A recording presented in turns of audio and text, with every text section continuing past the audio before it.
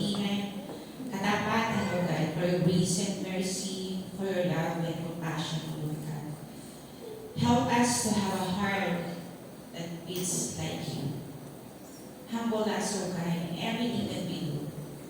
Kayo po ang may taas sa aming buhay, sa aming pamilya, sa aming church and community. And bless the program of our church, dahil ito po ang tibok ng puso niyo, Panginoon. Give us the courage and the boldness with gentleness and meekness, O God. Bless us, O Lord, in Jesus' mighty name. Tulungan niyo po ako, Panginoon, na madalang kami ng mensahe. Gawin niyo lang po ang mouthpiece, O God. With all humility. Thanks be, O God. In Jesus' mighty name. Amen. Hallelujah. Praise God. So ito na po yung ating last topic for this February. So yung unang topic na dinala po sa ating ni Pastor Hazel, love that goes out. So pinakita po ng Panginoon ang kanyang pagmamahal, ultimate love. And the second Sunday is the loving people like Jesus did. Na dinala po sa atin ni Pastor Arby. Ayan. And kasi third is kay Pastor Bea. Breaking the silence. Ayan. Diba sunod-sunod po? So yun po yung desire. Yun po yung puso ng Panginoon para sa atin. At ngayon naman po, ang ating title ngayon is The Gospel and Compassion. So, one more soul. Ito po ay series for the whole year. Ayan. Ang text po natin ay matatagpuan sa Luke 10, 25-37. So, kung meron po kayong mga Biblia, bukas po tayo. Samahan niyo po akong magbasa. At umpisahan po natin ang ating pagbabasa ng Luke 10, 25-37. Sige po, Ate Jem. Thank you very much. So, ang version po, so iba-iba ang mga versions po tayo. So, one day, an expert in religious law stood up to test Jesus by asking him this question. Teacher, what should I do to inherit eternal life? What was written in the law? He replied, how do you read it? He answered, love the Lord your God with all your heart, with all your soul, with all your strength, and with all your mind, and love your neighbor as yourself. You have answered correctly, Jesus replied. Do this, and you will live. But he wanted to justify himself, so he asked Jesus, and who is my neighbor? In reply, Jesus said, a man was going down from Jerusalem to Jericho. When he was attacked by robbers, they stripped him of his clothes, beat him, and went away, leaving him half dead. A priest happened to be going down the same road, and when he saw the man, he passed by on the other side. So too the Levite, when he came to the place and saw him, passed by on the other side. But a Samaritan, as he traveled, came where the man was. And when he saw him, he took pity on him. He went to him and bandaged his wounds, pouring oil and wine. Then he put the man on his own donkey, brought him to an inn, and took care of him. Which of these three do you think was a neighbor to the man who fell into the hands of the robbers?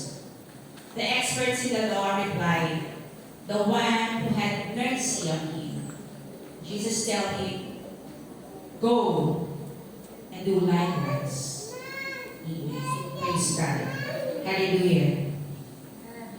So for our definition, so meron po dyan, sige po Ate Jem. Ang tunay na pag-aanghelyo ay hindi pinapakilala. Ito po ay pinapakita ng may kapag. So ang definition po, ang gospel po ay the message of God's salvation through Jesus Christ encompassing His life, death, and resurrection. Compassion, in Greek word, ay ito naman po, splagnizomai. So ito yun sa Greek word, meaning longing, yearning. It is something that moves us or compels us. So it's more than an emotion. Sabi nga rin sa basa ko, it's like a parent to a child. Diba? It's more than you love your children, but with action, you need more with your action. So for our introduction, the Gospel of Luke presents Jesus as the ultimate model of compassion, breaking barriers to actively reach and save the lost. As the church continuously equipping, teaching, and preaching us, how can we embody Christ today? Sige po, Ate Jen. How does the gospel compel us to live with compassion? Paano nga ba tayo hinihimok? So yung Tagalog, hinihikayat para ipamuhay natin or para tayo namuhay na may habag.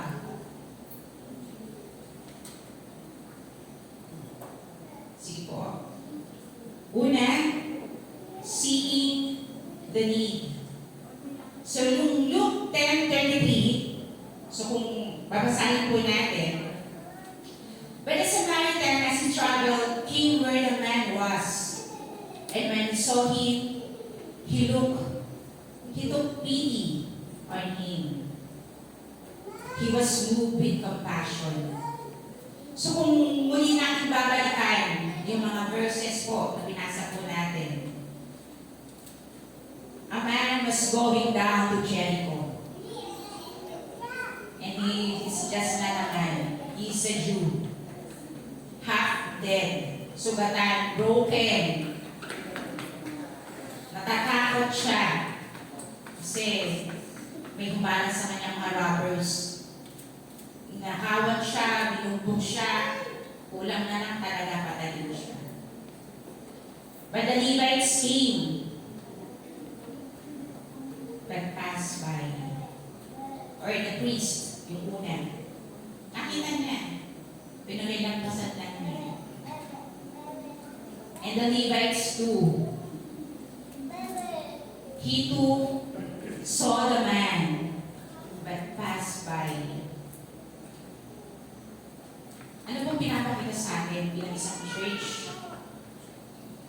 Those two men are serving God. Sila po ay nagsiserve sa temple. Pareho. Supposedly, dapat sila yung unang tutulong. Di ba po? And they were Jews, chosen people of God. And the man was a Jew. But because of the strict law, they presented themselves to help the man. Minsan nakatuon lang tayo sa batas, di ba po? Minsan nakatuon lang tayo sa priority natin. My priority. Sabi nga nung nagtatanong, what shall I do? Parang siya makapagligtas sa sarili niya to inherit eternal life.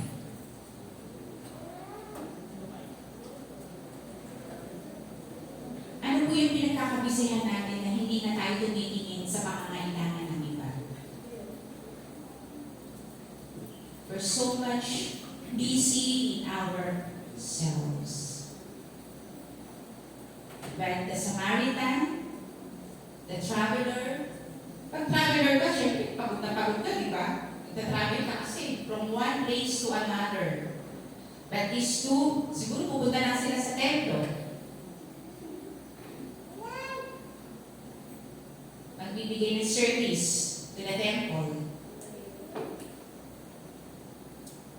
Their thoughts were only dedicated to serve the temple.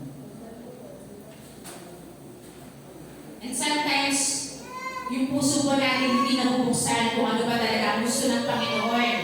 Kung paano po tayo nagsiserve. But this Samaritan, imagine the history of Samaritan. They were outcast.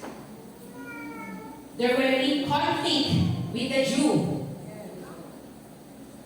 Kung tayo po ay natatandaan natin yung pag-aaral po natin. That's why I'm saying that we are teaching and preaching the church.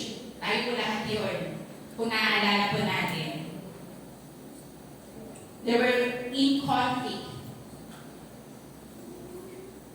But he helped this man. He stopped and helped this man. Had pity on him. Had compassion on him. But the two, wala, nilampasan na nila. Kasi mas prioritize nila yung kanilang trabaho, mas prioritize nila yung cleanliness nila. Because yung sa batas ng Leviticus, kapag umawak sila ng half-dead or dugo, they will be unclean or impure. And that will prevent them to their duties. So natatakot po ba tayo na mawala sa duty natin or mawala yung ating, alam niyo yun, kapag tayo ay nasa peak ng ating paglilingkod at tinitingnan tayo, natatakot tayo to look down on us because, ay, diba, nalit si nalit si ganyan. Pero nalalaman niyo ba behind that kung bakit siya nalit? Minsan, mabilis lang tayong mag-judge sa tao, di ba po? But this Samaritan crossed the barrier, break the barrier, just to help this Jew who is broken. Takot na takot. Pinagnakawan. Minsan meron po sa atin ng ganito. Pero we just pass by. Kasi minsan nakikita natin, saya-saya naman niya. Maayos naman ang kanyang pangmukha. Pero minsan, it's emotional and spiritual brokenness ang meron ng ating kapatid. Ang meron ng mundo at hindi natin nakikita. But naman, see the need. Let us not just see what is in front of us, but let us see beyond. God has given us the empowerment of the Holy Spirit. Sa ngayong panahon, napakabuti ng Panginoon dahil siya ay nananahan na po sa bawat isa sa atin. Amen. Kailangan lang po natin mag-pray more discernment, more compassion, that we may see the needs of those people around us. Minsan nanonood ka ng TV, di ba? Pinakikita ng Panginoon, this is what happening in that country, in that place. Do you stop and think to pray with them? Sa trabaho po natin, paano niyo pinapakita ang compassion mo sa ating kapwa co-worker? Minsan galit na galit kayo dun sa taong napakasungit sa inyo, but behind that kasungitan, meron pala siyang dinadala. Amen. He has a chista. He has this fear, takot. Alam niyo yun, na minsan hindi mo nakikita sa panlabas, pero ang bigat-bigat pala. Pero hindi mo nakikita. But this Samaritan saw him. his brokenness.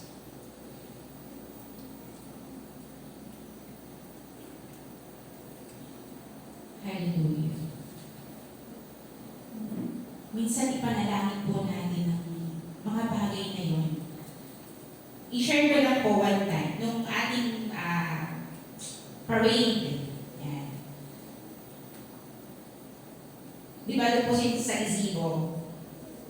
So, bibigay po tayo ng mga trucks and magpaparade na po tayo. As we are waiting, may nakita po ako ng mga kabataan.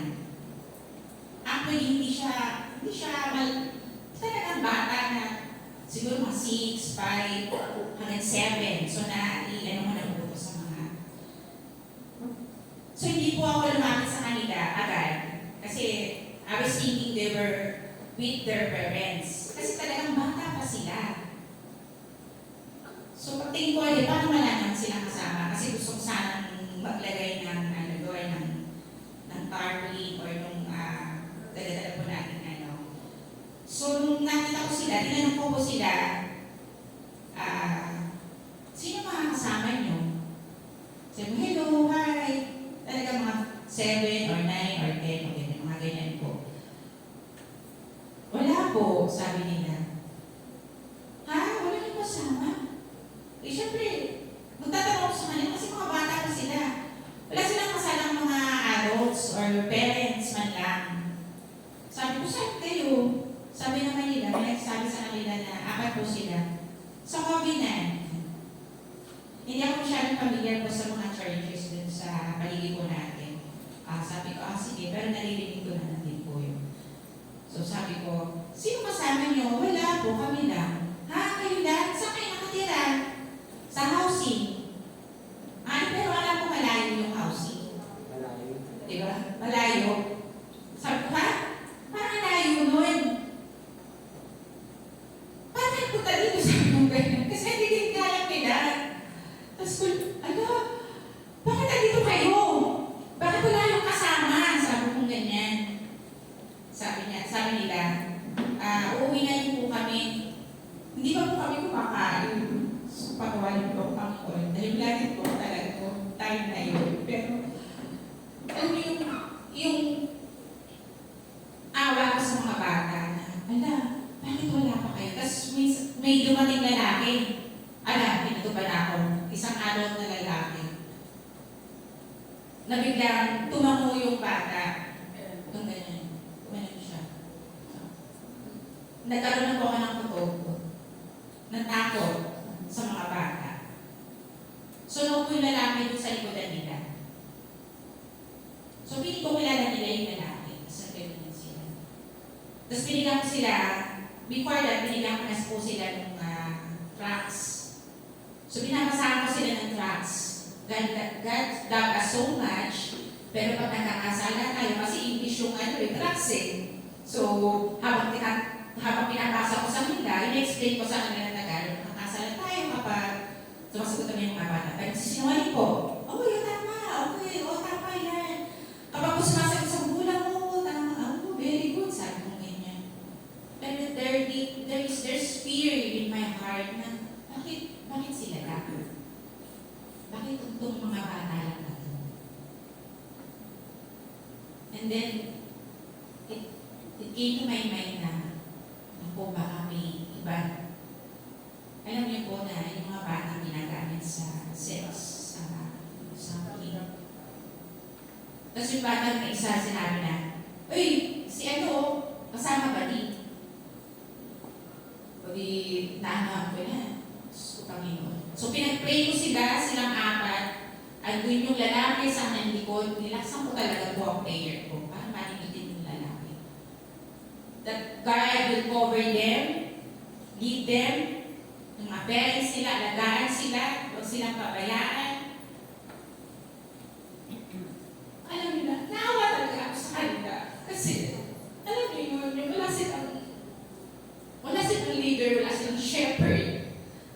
Walang nag-aharuga. Hallelujah. Praise God. So makikita niyo yun and thank God for that. Sa puso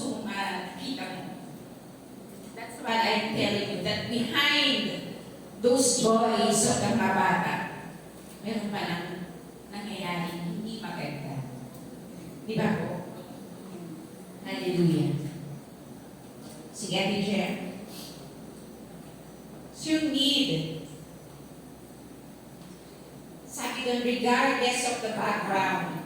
So sa Mark 6:34 and 37, uses it as an example of God's compassion. When Jesus landed and saw the large crowd, he had compassion on them because they were like sheep without a shepherd. So he began teaching them many things. And in 37, so pinata ko natin yan, he gave them something to eat. Ang Panginoon po noong time na yan, pagod na rin sila eh. Kasi marami na silang ginawa. So mababasa niyo po yan sa Luke. Naghahanap sila ng place to rest. But because he saw this crowd, isinantabi niya muna yung pagpapahinga niya. And then he teach and preach. Because alam niya na kailangan ng mga tao ng spiritual food. They were lost. They are like sheep without a leader, without a mentor.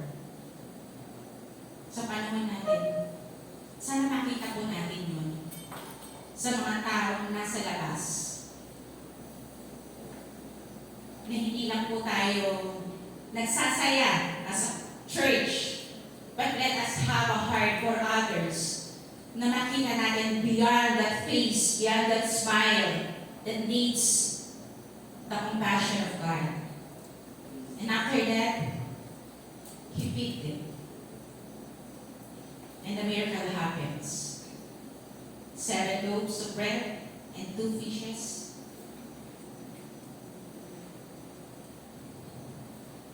Hallelujah, Lord God.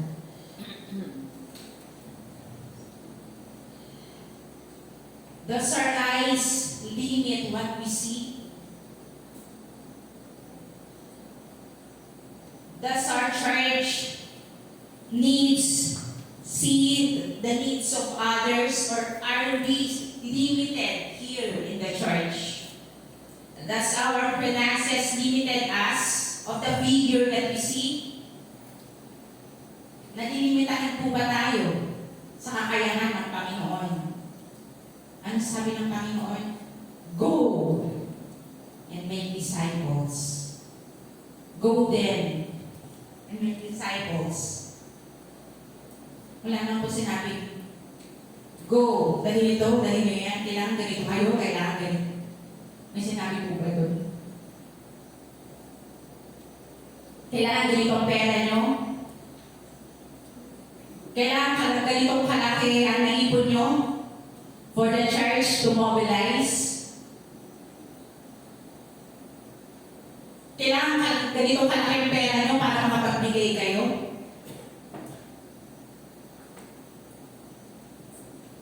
Ano sabi doon sa Luke?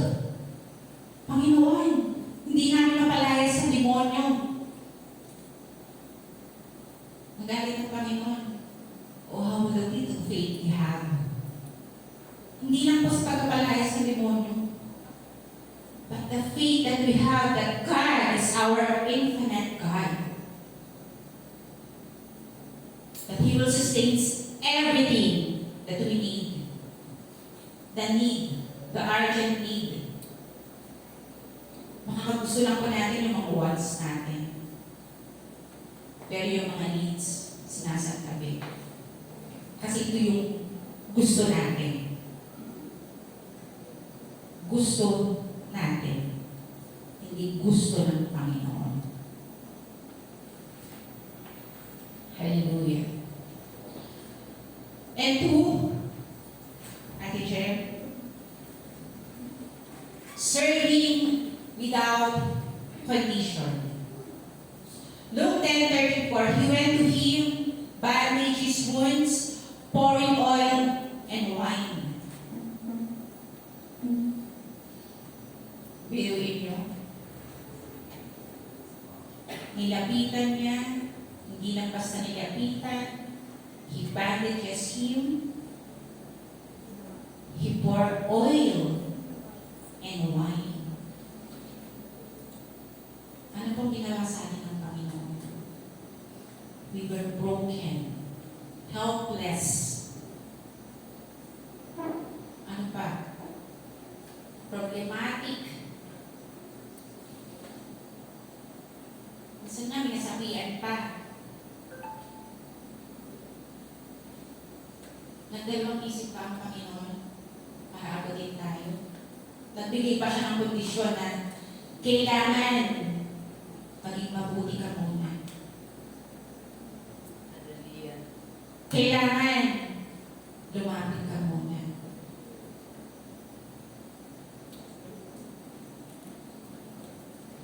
Serving, not expecting in return. Serving, hindi tayo nasa-serve because of our obligation. We serve because this is our heart. This is God's heart. Hindi ko ba kayo masaya pag nasa-serve kayo sa kapwa natin? Hindi ko ba kayo masaya pag nasa-serve kayo sa Panginoon? O masaya lang tayo kapag kumikita tayo? We are so joyful kapag nasa trabaho tayo. Hindi tayo mag-a-absent kasi ang dami nakikitain natin. Kaya po, minsan may mga ganyan sa tao dyan, sa work, without absent, without leave. Hindi ka mag-leave kasi ito makukuha ko eh. Hindi ko gagamitin yung mga leave ko kasi ito makukuha ko. Malaki ang makukuha ko. Bubuuin ko to. Saan po ba nagaling natin trabaho? Kalakasan natin para magtrabaho. Lahat po yan nagagaling sa Panginoon. Serve others as steward of God's grace. Sabi nga po sa Romans 5:8, si Ate Jen, but God demonstrated His own love for us in this when we were still sinners. Christ died for us. Sacrificial compassion without condition. May condition po ba ang Panginoon bago siya nagpapago sa krus at itali ang buhay para sa atin? Hinihan po ba niya tayo ng kondisyon? Dapat ganito kayo. Is there any condition na nakita kayo sa Bible? Bago ibigay ng Panginoon kanyang love, mercy, kanyang buhay.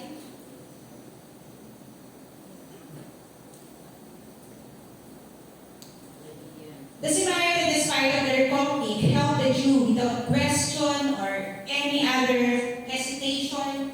Minsan ganyan tayo eh. Dapat pag nakilala natin yan, sa church ba natin nagpupunta?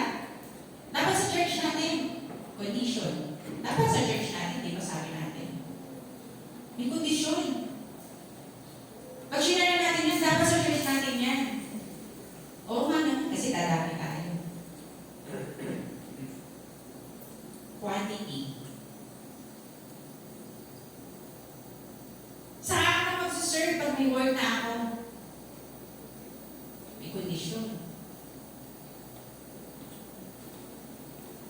Enjoy ko muna yung buhay ko ngayon.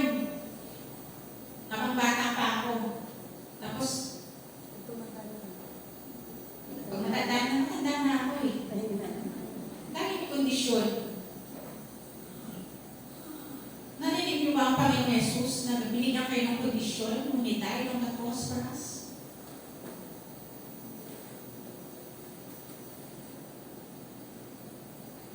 Ano sabi ng Panginoon sa cross?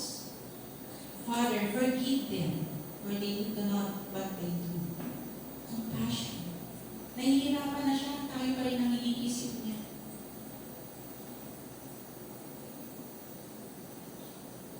Pero pag sa atin, tayo, ako, hirap na nga ako na kaya ganito, ako na kaya ganyan. Ako lahat. Asan ang Panginoon doon? Ikaw lang pala yun.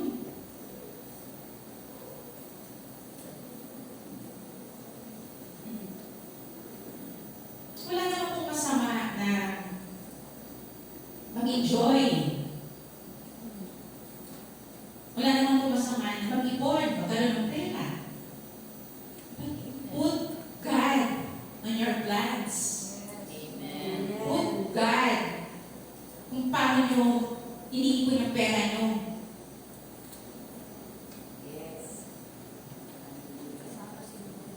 I-prioritize natin ang Panginoon. Remember, we are serving the infinite God that will sustain His grace for us para po maibigay natin ang pangangailangan ng iba. Amen. Your health will not sustain you. Your job will not sustain you. Your family will not be there forever. But God will always be in our side. Amen. Kaya hindi ako naniniwala kapag tayo, na-experience na encounter natin ang Panginoon, walang pagbabago. May pagbabago po. Amen. Depende na lang kung totoo kayo sa sarili niyo. And this pagbabago will bring you to kneel to God and ask Him for a heart that beats His heart. Para maranasan natin, maramdaman natin, ano ba, Panginoon, ang gusto mong gawin ko po?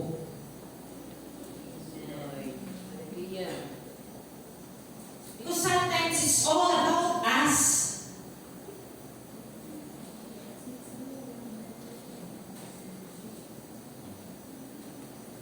Hallelujah. Hallelujah, Lord. Hallelujah. And our third, sacrificing with intention. The next day, he took out 2 denarii and gave them to the innkeeper.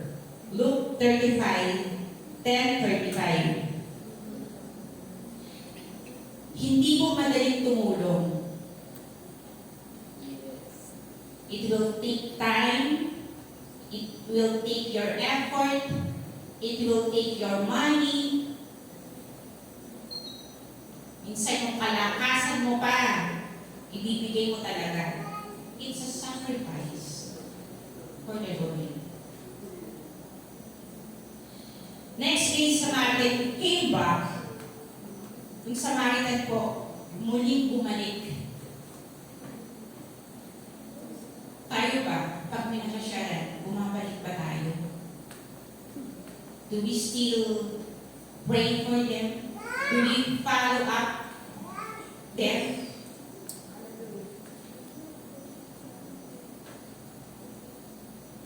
Sabi na nga, pray that we may have more workers because the harvest is plenty.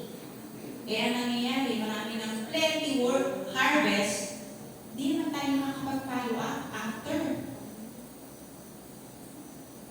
Paano po yun?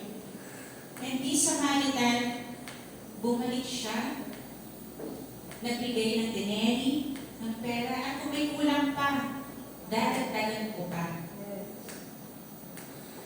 He gave a commitment to the innkeeper just to make sure that this man is restored. Happy. Diba po? Nakabalik sa sarili ng katayuan, ng katawan niya, kagalingan niya, spiritual, physical. Minsan, isipin po natin yun.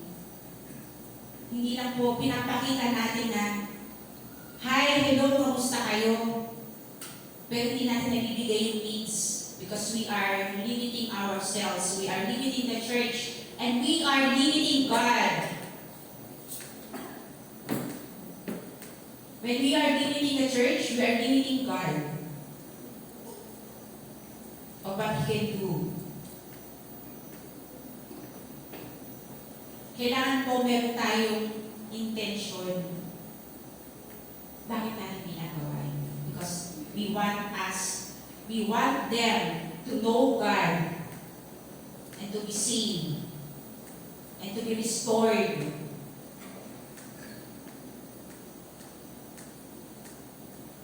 Gusto natin makilala ang Panginoon sa buhay nila, sa buhay ng pamilya nila.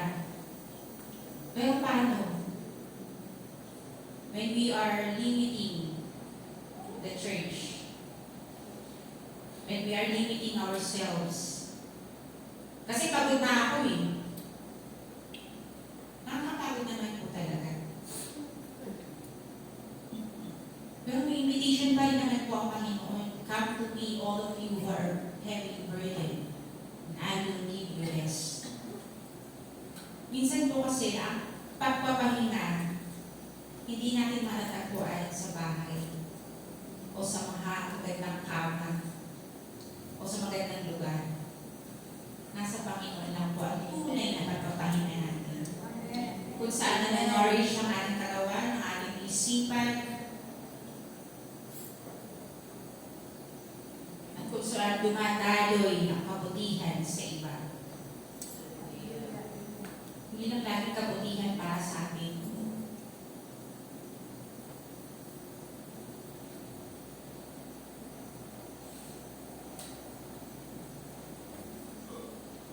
And this is what God has done for us. Diba po?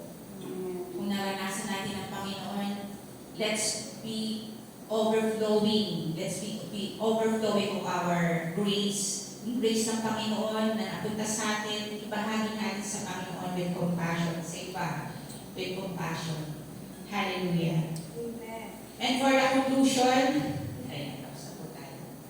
Sige, ayan. Luke 6:36, you must be compassionate as your Father is compassionate. In the Gospel of Luke, Jesus commanded us to go do the same. Rather than words, let us actively embody God's compassion, mercy, and humility. Because human soul is of greater value. Compassion leads people to God. Amen. Hallelujah. At sabi din po sa Colossians 3:12, therefore, as God's chosen people, holy and dearly loved, clothe yourselves with compassion, kindness, humility, gentleness, and patience. To God be all the glory. Let's all bow our heads and pray. Hallelujah. Father in heaven, purihin po kayo, Panginoon, nakilain sa kanyang lugar. Maraming po salamat, Lord God, for your love, for your compassion, for your mercy. Lahat po na tinuro niyo, Panginoon. Help us to reflect your character in us, Lord God. Tulungan niyo po kami, Panginoon, in our weaknesses. Help us in our pains, Lord. Help us to see beyond those people who are around us.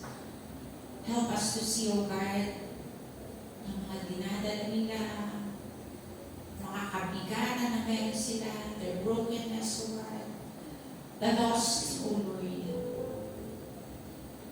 Help us to have a heart like you and humble us in everything, O Lord God.